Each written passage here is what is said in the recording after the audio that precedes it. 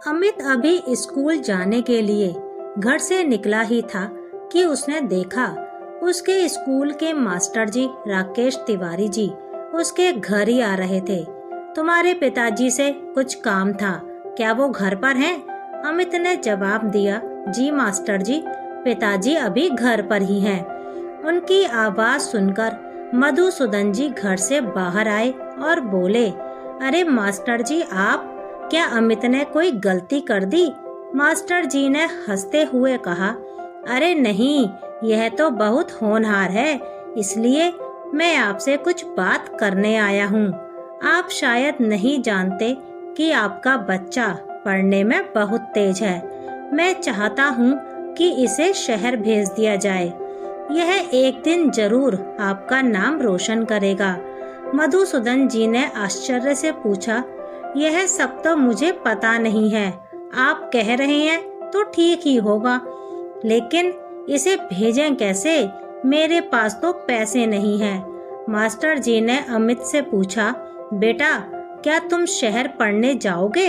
अमित बोला, हाँ मास्टर जी, मैं जरूर जाऊंगा। मास्टर जी ने आगे कहा, बेटा ये देखो, मेरे पास एक सोने की कलम है। जब मैं छोटा था तो मैं भी पढ़ने में बहुत तेज था। उस समय मुझे मेरे स्कूल के प्रिंसिपल ने यह सोने का पेन दिया था, जिसे मैंने आज तक संभाल कर रखा है। लेकिन अब ये पेन मैं तुम्हें दे रहा हूँ। शहर जाकर मेरे मित्र से मिलना, उनके पास ये पेन गिरवी रख देना, वो तुम्हें पैसे दे देंगे। जब तुम पढ़ लिख कर कुछ बन जाओ तब इस पेन को छुड़ाकर मुझे वापस दे देना। यह कहकर मास्टर जी ने एक डिब्बी अमित के हाथ में पकड़ा दी। अमित डिब्बी खोलकर देखने लगा तो उन्होंने रोका और कहा, बेटा इस पेन को जब देखना जब तुम इसका कर्ज चुकाने लायक हो जाओ। मास्टर जी से चिट्ठी और पेन लेकर अमित उनके मित्र के पास पहुंच गया। उन्हें पेन और चिट्ठी दी। उन्होंने खत पढ़ा और अमित को पैसे दे दिए। अमित ने वहाँ के बड़े स्कूल में दाखिला ले लिया। अब जब भी अमित को पैसों की जरूरत होती, वो उनसे पैसे ले लेता और अपनी डायरी में लिख लेता था। समय बदला। कई सालों की कड़ी मेहनत के बाद अमित एक IAS ऑफिसर बन गया। अब तक वह सब कुछ भूल चुका था। वह दिन रात काम में लगा रहता।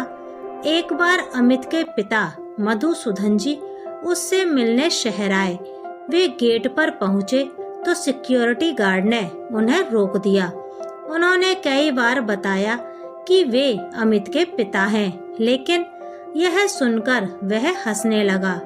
बहुत देर तक धूप में खड़े रहने के बाद भी जब वे उससे मिल नहीं पाए तो निराश होकर गांव की ओर चल दिए।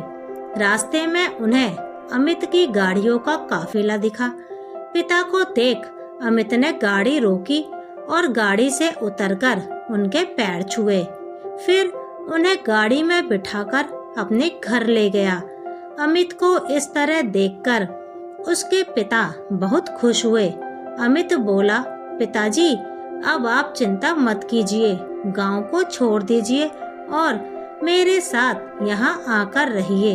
मधुसूदन जी बोले, बेटा मेरा मन यहाँ नहीं लगेगा, मैं तो गांव में ही ठीक हूँ।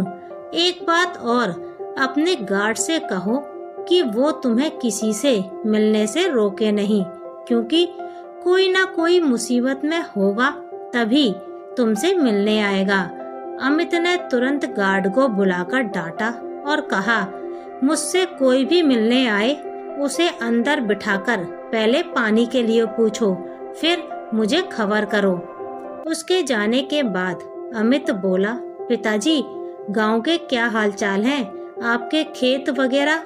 मधुसूदन जी बोले, बेटा मैं तो तुम्हें कुछ याद दिलाने आया था। अमित ने कहा, हाँ हाँ पापा बताइए ना। मधुसूदन जी ने कहा, बेटा तुम्हें वो सोने की कलम याद है या भूल गए? मास्टर जी याद है, गांव के, उनका कर्ज चुकाना था। अमित ने अपना सिर पकड़ लिया। पिताजी, मैं तो सब भूल गया, मास्टर जी और उनकी सोने की कलम। चलिए अभी चलते हैं उनकी सोने की कलम लेकर उनको देने। अमित अपने पिता को लेकर मास्टर जी के मित्र के पास पहुंच गया। उसने उन्हें डायरी दिखाई और सारे पैसे चुका दिए। उन्होंने अमित को वह डिब्बी पकड़ा दी। अमित ने डिब्बी खोलकर देखी तो वो खाली थी। अमित ने गुस्से में कहा, लगता है आपकी नियत में खोट आ गया, यह तो खाली है, इसमें से सोने की कलम कहाँ गई? मित्र बोले, बेटा पहले यह खत पढ़ लो फिर गुस्सा करना। अमित ने खत पढ़ा तो उसके आंसू निकल आए। उसमें लिखा था कि भाई, मैं जिस लड़के के हाथ यह खत भेज रहा हूँ उसे पढ़ाई के लिए जितने पैसे चाहिए हों दे देना। मैं अपना खेत बेचकर कुछ ही दिनों में तुम्हारे पैसे चुका दूंगा। यह खाली डिब्बी रख लेना, इसे मैंने खोलने को मना किया है। वह जानता है कि इसमें सोने की कलम है। अमित की आंखों से आंसू बह रहे थे। वह बोला, पिताजी, मास्टर जी ने मुझे पढ़ाने के लिए अपने खेत बेच दिए। अभी चलिए हम वो खेत खरीदकर मास्टर जी को वापस दे देते हैं। तभी उनके मित्र ने पीछे से अमित के कंधे पर हाथ रखा और कहा, बेटा ये पैसे तुम्हारे हैं, मेरा कर्ज तो मास्टर जी ने पहले ही चुका दिया। अब उन खेतों को खरीदने का भी कोई फायदा नहीं, क्योंकि मास्टर जी अब इस दुनिया में नहीं हैं। अमित फूट फूट कर रोने लगा। उसने अपने पिता की ओर देखा। वे बोले, बेटा 2 दिन पहले ही उनका देहांत हुआ है, यही खबर देने मैं तेरे पास आया था।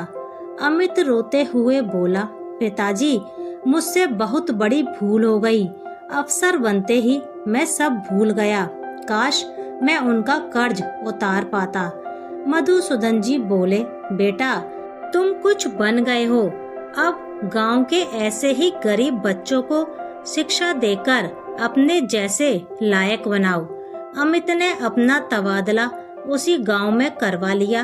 अब वह नौकरी के साथ साथ गरीब बच्चों को पढ़ाता भी था।